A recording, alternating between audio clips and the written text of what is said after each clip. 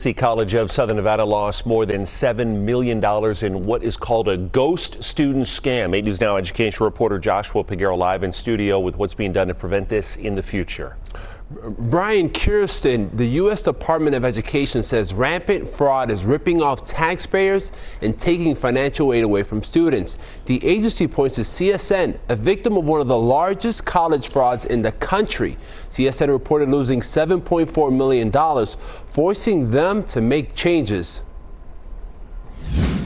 This is more about scammers than it is about people and people not doing their job. So I want to make that part clear. From October to December of 2023, the community college says it was getting a large number of federal financial aid applications. But on the first day of the spring semester in 2024, CSN noticed problems: empty classrooms. It became a level of crisis during spring 2024 when our instructors were reporting to us that they had full rosters and no one was showing up. CSN became the target of a $7.4 million ghost students fraud scheme, which forced the college to pay the federal government for loans it awarded to fake students. Dr. Juan Avalos says CSN was vulnerable since it's a large school and has less requirements for students to enroll. The federal government said on Friday it was adding an extra layer of verification to FAFSA applications, which Avalos applauds. By the time they hit the colleges, like College of Southern Nevada,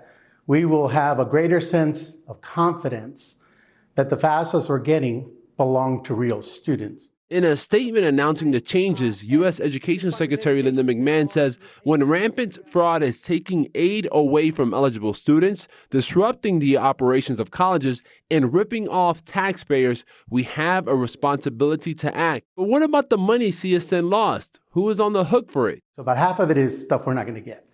The other is stuff that the college has to pay, but we're going to pay it from institutional funds. None of it is going to be, kicked to the student. CSN says it will absorb about $4.3 million in losses. They will be implementing more security upgrades this summer, but some of the ones they already put in place last year has protected them from hacks. Brian? CSN says it's rolling out a new third-party verification system on applications, which will double to check students' information.